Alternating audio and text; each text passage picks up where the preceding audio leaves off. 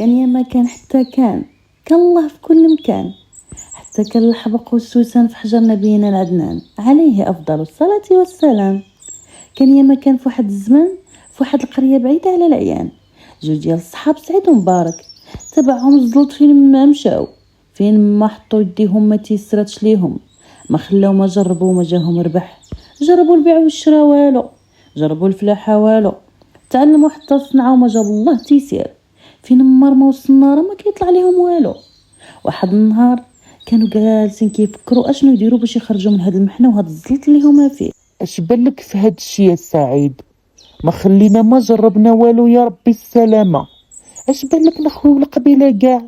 ما تعرف يكون تبعنا فيها شي ناحس ولا شي حاجة نبدلو العتبة ما تعرف تسقد لينا فيها ليام. ايوا وفين بالك نمشيو؟ راه كاينه واحد البلاد يعاودوا عليها فيها واحد الوالي قال لك كيعاون الناس، واللي جا شي حد اللي عنده بغى شي حاجه راه ما كيردهاش ليه في وجهه. سعيد ومبارك فكروا مزيان وقرروا يخويو بلادهم ويتجهوا لديك القريه اللي فيها داك الوالي. جمعوا رحالهم وشدوا الطريق وهما غاديين تلقاو واحد السيد حتى هو غادي لنفس داك البلاصه. السلام عليكم.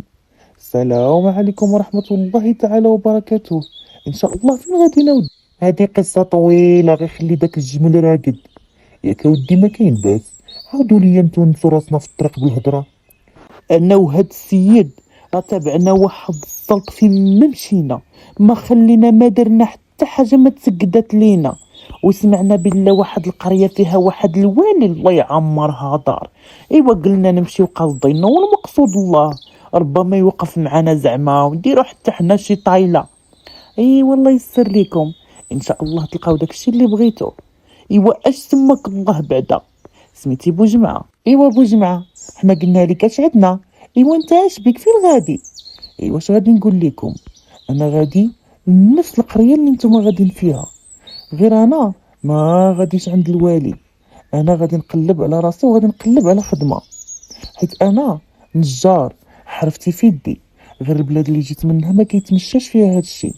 ايوا قلت نمشي نقلب على راسي في شي جهه اخرى.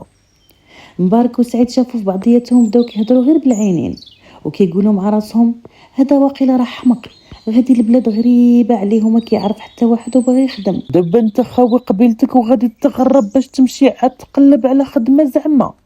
مالك ودي على حالتك؟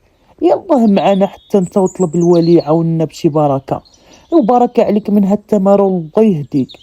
يا ودي اش غادي يعطينا بنادم وعطيه والله.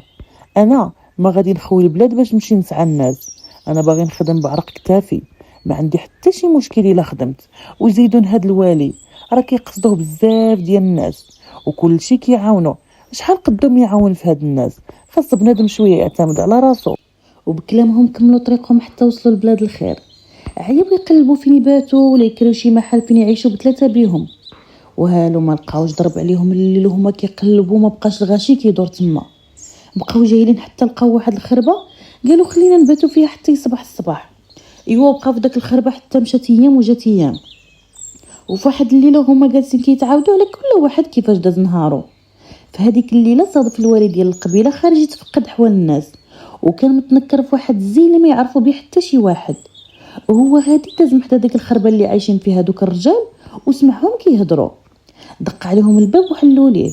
السلام عليكم. اش حب الخاطر سيدي؟ سيدي انا طالب ضيف الله الا قبلتوا بيا. مرحبا بضيف الله، اذا قبلت علينا راه حنا غير معدين في هاد الخربه حتى يسهل علينا الله ونبدلوها. اجابك سيدي حتى انت لهاد البلاد؟ انا جيت من بلاد بعيده، قالوا لي هاد القبيله راه فيها الخير وجيت نقلب على الرزق اللي فيها، وانتوما اش جابكم هاد البلاد؟ اودي قصه طويله، عاودوا لي ياك لاباس. انا سيدي تاجر كبير، دارت عليا الايام وبقيت غير غادي وكنخسر شويه بشويه حتى خسرت كل ما كنملك وليت على الضص. قالوا لي هاد القريه راه فيها واحد الولي الله يعمرها دار وراه كيعاون الناس، وما كرهتش يعطيني واحد القدر ديال الفلوس ونرجع بحالي. ايوا انا سيدي انا كنت برزقي، ولكن من نهار مات ليا المرا وخلات ليا اليتامى جلست في الدار حتى ما بقى عندي ما ناكل لا انا لا ولادي. ايوا حتى انا ما كرهتش نتلاقى مع هاد الوالي يعطيني شي قدر ديال الفلوس اللي نعيش بها انا ووليداتي. سمع الوالي لكلامهم بجوج، هو يدور عند بوجمعه يسولو على قصته. ايوا وانت السي اش جابك لهنا؟ انا سيدي عندي الصنعه ديالي في يدي. البلاد اللي جيت منها ما واكلاش ليا فيها الحرفه. ايوا جيت لبلاد الخير نقلب فيها على شي محل وندير زعما فيها شي صنعه ديال يدي. انت زعما ما كتسنى حتى شي حاجه من الوالد القبيله؟ انا ما كنتسنى حد يعطيني ولا يشفق عليا، العاطي هو الله. الوالي غير سمع قصتهم كاملين، هو يجمع الوقفه، هو يقول لهم ايوا اسمحوا لي دابا راه خاصني نمشي، تفكرت بالله عندي شي حاجه مهمه حتى الغدا يصبح ويفتح. مشى داك الوالي بلا ما يعرفوا حتى شي حد منهم بلا راه هو الوالي ديال ديك القريه. رجع لدارو، بقات الهضره كدور في راسو غير ديال بوجمعه من اللي قال ليه راه ما محتاج لا ليه ولا لفلوسو. بقى فيه الحال، هو يقرر يعطيه واحد الدرس اللي ما عمره ما ينساه. وغير صباح الصباح الوالي صفت الحراس ديالهم وقال لهم باش يجيبوا ليه دوك 3 ديال الرجال اللي ساكنين في ديك الخربه. هما يجيبوهم ليه، وغير دخلوا شافوه تصدموا من اللي عرفوه هو الوالي ديال ديك القريه، وهو نفسه اللي جا عندهم البارح. سعيد ومبارك ركابيهم بداو كيترعدوا بالخلعه وخايفين واخا ما دايرين حتى شي حاجه، وبوجمعه واقف ومثبت وما دار حتى شي حركه. الوالي طلب من مبارك وسعيد باش يقربوا حداه ويقول لهم عاودوا لي شنو قلتوا لي كتمنوا مني باش نحقوا ليكم. سيدي جايين قاصدينك والمقصود الله، بغيناك تحن فينا وتعاوننا بشي بركه اللي تخلينا نعيشوا مزيانين. صافي واخا رجعوا اللور. اجي انت بوجمعه، قرب لهنايا، قول لي شنو هو الطلب اللي بغيتيني نحقوا ليك. انا سيدي ما عندي ما نطلب ليك، انا كنطلب الله تعالى يخلي لي الصحه ديالي. انا عندي صحتي وعندي صنعتي في يدي اللي هي غادي تعاوني باش نعيش، ما باغي حتى شي حاجه منك يا سيد الوالي. الوالي زاد تغلغل وما عجبوش الحال، حيت حس براسو ما بقات عنده حتى شي قيمه.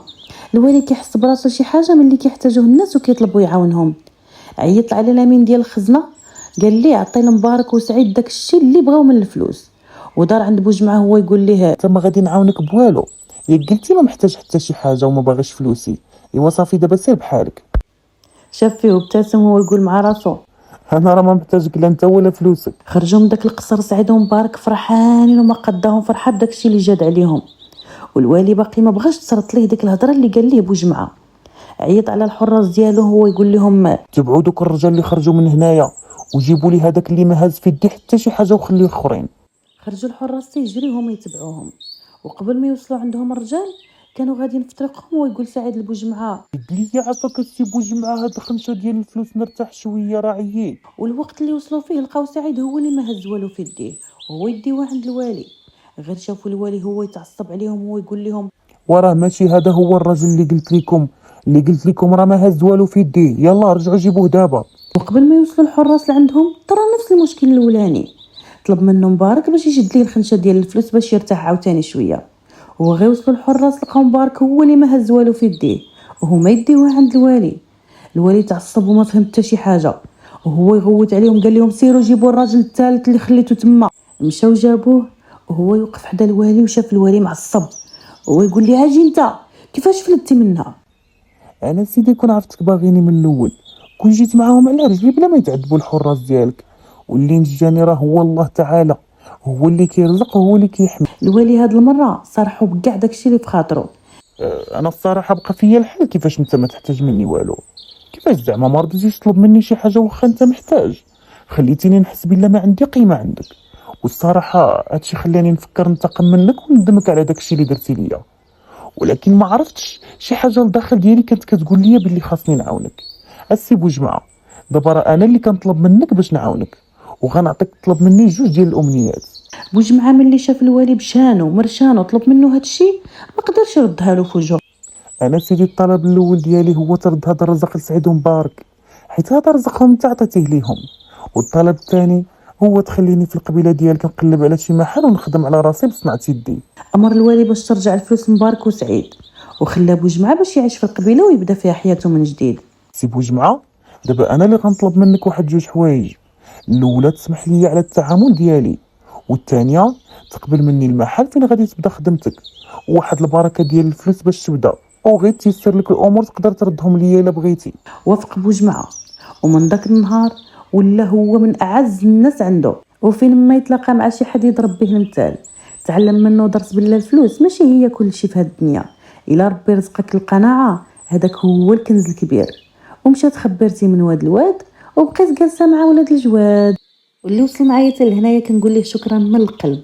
كنتمنى نكون كنت خفيفه على قلوبكم، كنتمنى القصه تكون عجباتكم. ما تنساوش ديروا لي الاشتراك في القناه وتفعلوا الجرس باش يوصلكم اي جديد كننزلو. مع السلامه.